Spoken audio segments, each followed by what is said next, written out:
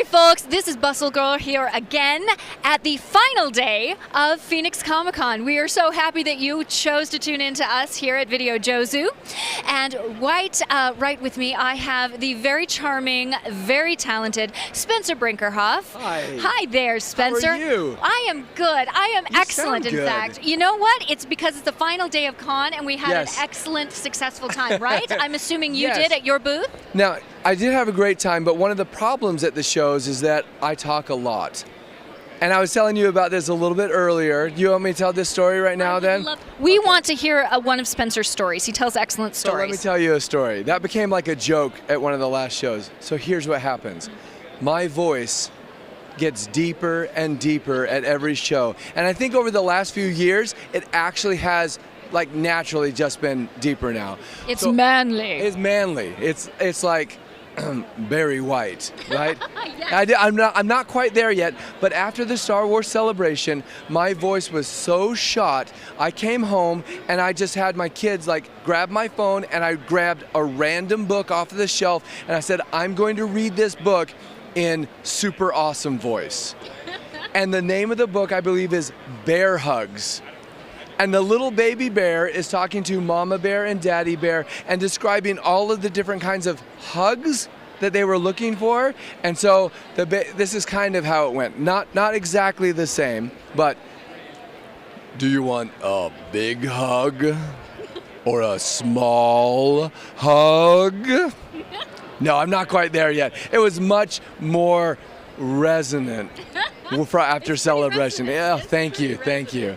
So I have lots of fun with the different things that I do, and my voice tends to recover slowly. No, actually, Awesome. I wanted to talk to you about your wonderful artwork. Thank Will you you very tell us much. a little bit about what you do Oh.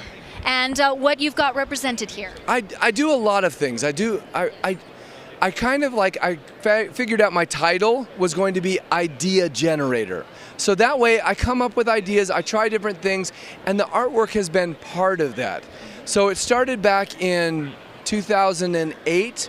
2007, I did some little drawings and sketch cards for the Topps Trading Card Company. And by doing those, I got to be a Lucasfilm approved artist. And then the truth of it is, nobody wanted to go to the Star Wars convention in Japan because it was the weekend before the San Diego Comicon. And because of that, it was like foreign language, they didn't have a lot of success at their last shows that they did in Europe. And so they're like, okay, nobody was going. They went all the way down the list. They got to the very bottom of the barrel of the approved artists. And they said, Spencer, would you like to go to Japan? And I said, oh, mochiron. Nihon wa hontou ni boku no daisuki desu ne. So ikimashou. So let me guess, where did you learn how to speak Japanese, my friend? I learned how to speak Japanese in Japan. And why did you go to Japan, my friend? Well, that's the thing that's funny too, is that I was a church missionary and I was there for 2 years, and I lived in the Sendai area but traveled around to a bunch of different places.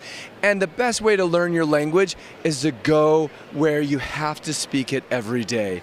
So every day, you know the guys, white shirt, ties, knocking on doors. That was me. But we did a lot of like English conversation classes, a lot of service projects too. I speak Japanese, and the opportunity just was there. It fell into my lap. The other thing that made it possible for me to go is that December of 2007, I had won a contest. Did I tell you? You know about this, right? A little bit, but why don't you tell our viewers, because I'm sure they'll want to hear. Well, it was the 30th anniversary of the movie Smokey and the Bandit. And they were doing a contest, and you had to make a video and tell Burt Reynolds why you deserve to win his Trans Am. So I watched some of the other entries, and I realized it's a marketing contest. And so I made something that was funny and appealed to their marketing senses, and I won the car. So it was a completely retro mod, right? A brand new car with the same old body. It's a beautiful car. I won the car. Everyone is now extraordinarily jealous of you, by the way. Just right now, instantly, all of these people are going to click unlike, because they're jealous. Anyway, please continue. Well, what happens is that the car was way beyond my means. They valued the car to be $80,000 car. They gave me money to help pay the taxes, and a week after I got the car, I got laid off. So I'm unemployed. I have to pay taxes on an $80,000 car. And then Lucasfilm contacts me and says, do you want to go to Japan? All in the same time period. So here I am. I speak Japanese. I have money that they gave me to help pay the taxes. And I'm like, okay, I'm going to sell the car in a year. And then I'm going to use this tax money to go to Japan and start an association and a relationship with Lucasfilm.